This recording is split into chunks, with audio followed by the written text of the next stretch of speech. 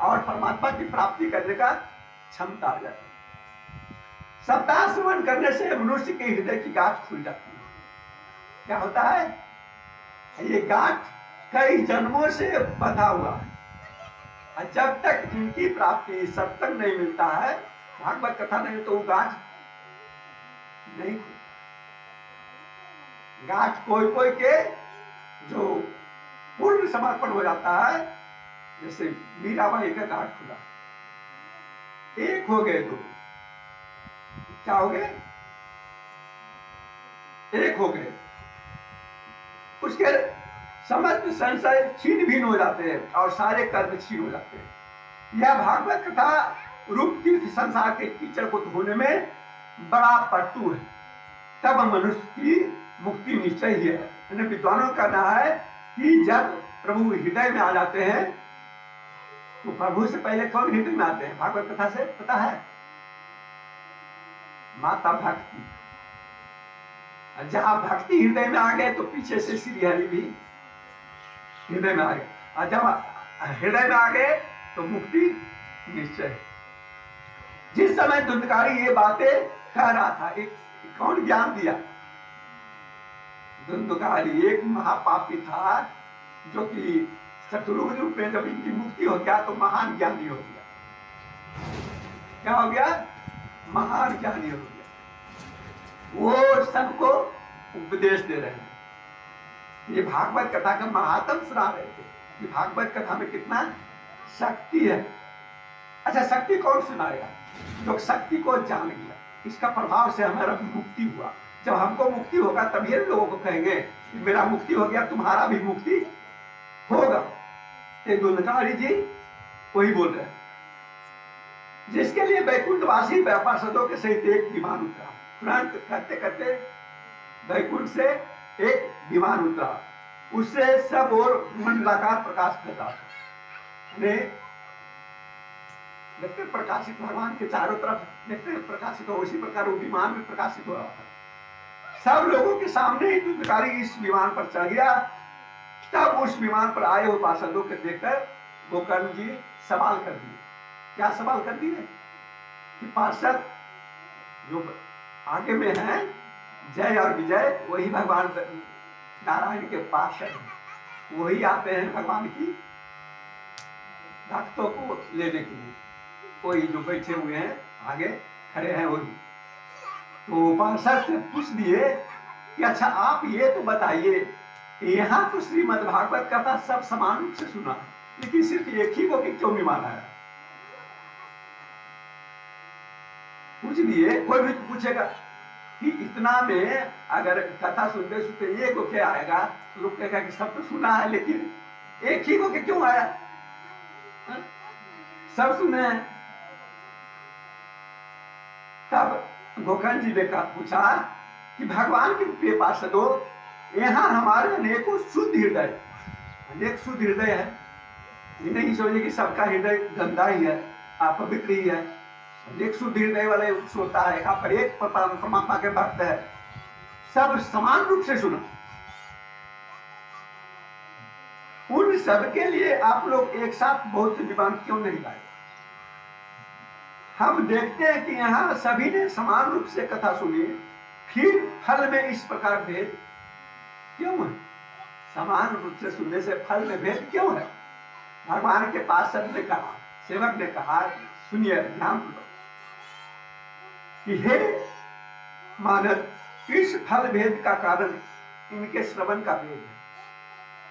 श्रवण का भेद का मतलब क्या हुआ? कथा तो यहाँ श्रवण कर लिए, लेकिन घर में जाके जंजाल में फंस गए, इनको फिर भुला गए। कथा का मतलब है कि जब कथा श्रवण किए तो घर में भी जाके स्मरण करते रहिए, चिंतन करते रहिए, क्या क्या सुने, क्या क्या अच्छा हुआ, क्या क्या कौन कौन चीज, ये श्रवण करते रहना चाहिए। ये क्या बोल रहे हैं कि यह ठीक है, यह ठीक है कि श्रवण तो सबने समान रूप से ही किया है, किंतु इसके जैसा मनन नहीं किया, कोई चिंतन नहीं किया। ये सुनता था लेकिन रात भर चिंतन उसको करते। प्रेत और लेकिन जितने भी सुंदर थे जाके घर में सब साफ शब्दों में बोल रहे हैं कि यही भेद है। किसी से एक साथ भजन करने पर भी उसके स्थल में भेद है। इस प्रेत ने देखो क्या कर रहे हैं, इस प्रेत ने 7 दिनों तक निराहार, 7 दिनों तक वायु का अक्षर भी नहीं किया। बात के गांठ में घुस गया तो वायु भी उसको नहीं मिला। निराहार रहकर श्रवण किया था तथा सुने हुए विषय का अस्थिर चित्त से खूब मनन निशिध्यासन भी करता। मैंने कि 1 सेकंड के लिए इस चिंतन को छोड़ा, मैंने 1 सेकंड में 1 मिनट के लिए भी चित्त उनका इधर उधर भटका नहीं। यही भेद हुआ। बार बार लिखा जा रहा है कि कलयुग में एक दिन 24 घंटा, मात्र 24 घंटा भागवत भजन भगवान के चिंतन करो, परमात्मा सामने रहेगा। वही एक शर्त है कि 24 घंटा में 1 सेकंड भी मन इधर उधर नहीं जाए। तब यही एक शर्त है। इस कलयुग में ठाकुर जी आपसे दूर नहीं है, लेकिन एक शर्त वही है कि 24 घंटा, मात्र 24 घंटा 1 सेकंड के लिए भी चीज संसार में न जाए। जो ज्ञान यहां देख रहे हैं, बता रहे हैं कि जो ज्ञान दृढ़ नहीं होता, नहीं हमको पास ज्ञान है तो दृढ़ नहीं होता कि मेरा सत्य है, सत्य ज्ञान है, मैंने हमको संशय है मेरे ज्ञान पर, तो व्यर्थ हो जाता है, वो व्यर्थ हो जाता है। इसी प्रकार ध्यान न देने से, ध्यान दीजिए, इसी प्रकार ध्यान न देने से श्रवण का, श्रवण तो करने के लिए बैठ गए हैं लेकिन ध्यान इधर उधर जा रहा है, तो श्रवण करने का कोई फल, यहां साफ बोल रहे हैं, क्या बोले, इसी प्रकार ध्यान न देने से श्रवण का, सुनने का महत्व खत्म हो जाता है। संदेह से मंत्र का, गुरु मंत्र दिए लेकिन संदेह हो रहा कि सही है या गलत है, संदेह होगा उसी समय मंत्र का, मंत्र का मैंने शक्ति प्रभाव खत्म हो जाता है। चित्त के उधर उधर, मैंने कि हम जप कर रहे हैं लेकिन चित्त इधर उधर भटक रहा, तो जप का प्रभाव साफ लिखे हैं कि चित्त के इधर उधर भटकते रहने से जप का भी कोई फल नहीं मिलता, बल्कि आधा घंटा करो चाहे, लेकिन 5 मिनट ही करो, लेकिन चित्त हृदय में रखो, उसका फल पूर्ण मिलता है। हम जप भी कर रहे हैं, गप भी कर रहे हैं, जप भी कर रहे हैं, और तो उसका कोई फल नहीं मिलता। वैष्णवहीन देश, जिस गांव में वैष्णव नहीं है, उस गांव देश जल्दी नष्ट हो जाता है। ये हम नहीं बोल रहे हैं, भागवत बोल रही है कि वैष्णवहीन, जिस गांव में वैष्णव नहीं है, भगवान विष्णु का भक्त नहीं है, वो देश गांव जल्दी नष्ट हो जाता है। अपात्र को कराया हुआ श्राद्ध का भोजन, ये जो श्राद्ध का भोजन कराते हैं माता पिता को मरने के बाद, अपात्र किसको करते हैं? पात्र क्यों कौन है? पात्र वो है जो वेदों को जानता है, जो वेदज्ञ ब्राह्मण है। ऐसे ब्राह्मण है जो 1000 ब्राह्मण को आप भोजन कराइएगा साथ में, और वेदज्ञ एक ब्राह्मण करेगा तो 1000 ब्राह्मण के बदले, क्योंकि वो पात्र है, वेदज्ञ ब्राह्मण पात्र है, तथा पात्र का कराया हुआ श्राद्ध का भोजन अपात्र को नहीं कराना चाहिए। अपात्र को कितना को भी करा दिया, लेकिन उसका कोई फल, गांव में ही कितना को भोजन करा देते हैं लेकिन कोई फल, उसमें कम से कम एक वेदज्ञ ब्राह्मण रहना चाहिए। तो वही ब्राह्मण में वेदज्ञ ब्राह्मण चाहिए, वेद को जानने वाला। वेद मतलब ऋग्वेद, सामवेद, यजुर्वेद, अथर्ववेद, ये जो जानता है, इसका ज्ञान है, उसको कहते हैं वेदज्ञ ब्राह्मण। मैंने वेद का मतलब ब्रह्म, जो वेद ब्रह्म को जानता है, जो ब्रह्म लिखा हुआ क्या है, ब्राह्मण, जो ब्रह्म को जानता है उसको कहते हैं ब्राह्मण, ब्राह्मण एक जाति होता है, ब्राह्मण एक कर्मशील होता है। ब्राह्मण विश्वामित्र जी क्या थे? राजपूत थे, लेकिन अपने जप तप से, उपासना से, तप से ब्राह्मण हो गए, ब्रह्म ज्ञानी हो गए। तो ब्राह्मण, पहले के ब्राह्मण लोग त्रिकाल संध्या करते थे, वेद का पाठ करते थे, यज्ञ करते थे, त्रिकाल संध्या करते थे, इसलिए उनके मुख में अग्नि का निवास होता था। और वैसे ब्राह्मण, वेदक ब्राह्मण, अगर एक ब्राह्मण भी भोजन कर लिया श्राद्ध में तो आपका पितर को मुक्त कर देगा। लेकिन अपात्र जो वेद नहीं जानता है, उसको 1000 को भी खिलाने से कोई लाभ नहीं। अश्रोतियों को दिया हुआ दान, दान भी ब्राह्मण, श्रोत्रिय ब्राह्मण चाहिए, यानी वेदज्ञ ब्राह्मण ही चाहिए, दान उन्हीं को देना चाहिए। इस ब्राह्मण को चाहिए कि हम अपना कर्तव्य पूर्ण करें। हर ब्राह्मण को वेदज्ञ को अध्ययन करना चाहिए, स्वाध्याय करना चाहिए, लेकिन बस अपने कर्म में लगे रहते हैं। कहते हैं आचारहीन कुल, इन सब का नाश हो जाता है।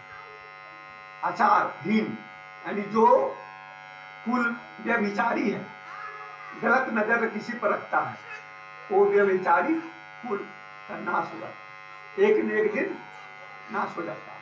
आचार यानी कि जो सदाचार है, जो दूसरे की भलाई में लगा, उसका यश कीर्ति बढ़ते रहता है।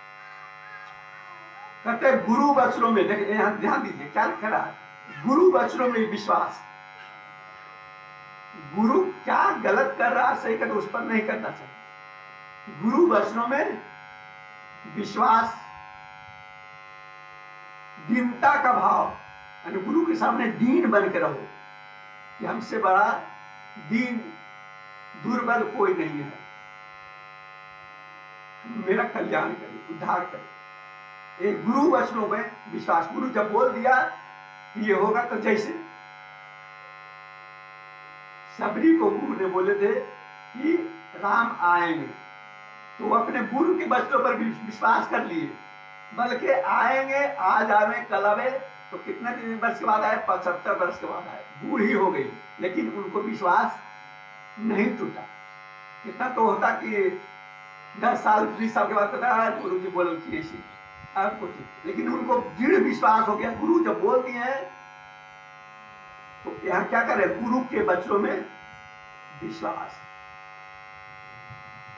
दीनता का भाव, मन के दीनों दोषों पर विजय, मन के दोषों पर विषय, गलत विचार कभी न करें। मन को इतना समेट के रखना चाहिए, मन को समेट के रखना चाहिए कि कभी गलत विचार मन में जैसे ही आवे उसको फटक दे, तुरंत हटा दे। मन के दोषों पर विजय रखना चाहिए, यानी कंट्रोल में रखना चाहिए। ये कौन बोल रहे हैं? कौन बोल रहे हैं? भगवान के पार्षद बोल रहे हैं। क्यों नहीं हुआ, ऐसा करेगा, ऐसा विश्वास होगा, ऐसा, तब उसके लिए भी विमान आता। लेकिन कितना यहां है तो यहां विश्वास ही नहीं। तो कहता है दोषों पर विजय, मन के दोषों पर, मन को हमेशा कंट्रोल में रखना है। अच्छा, सबसे बड़ा देवताओं में सबसे संयमी देवता कौन होता है? गणेश भगवान। जिसके पास संयम आ जाएगा, उसके पास उनकी पत्नी के रूप में रिद्धि सिद्धि आ जाएगी। गणेश जी की पत्नी कौन है? रिद्धि सिद्धि। रिद्धि सिद्धि अपने आप, जो संयमी है उसके पास सिद्धियां अपने आप आगे पीछे होने लगता है। तो गणेश जी के पीछे ऐसा क्या उनके से विवाह होते। तो सभी देवताओं में श्रेष्ठ गणेश जी संयमी, मन पर नियंत्रण, काबू किए पाए हुए गणेश जी, इसलिए उनका प्रथम पूजा होता है। नियमों का यदि पालन किया जाए, कहते हैं कथा में, अब क्या कर रहे हैं, कथा में चित्त की एकाग्रता। कथा जब यहां हो रहा है आप सब्र कर रहे हैं तो कोई बोलने भी आया तो घर में ये हो गया तो होने दो, ऐसा हो जाना चाहिए। यहाँ से मन हटना नहीं चाहिए। कथा में चित्त का एकाग्रता, कोई एकाएक बोलने चला कि ये हो गया चलो नहीं, तो इनको ऐसा रहेगा तो हाथ दौड़ के चल रहे, यही एकाग्रता भंग हुआ। ये क्या करे, चित्त में एकाग्रता हो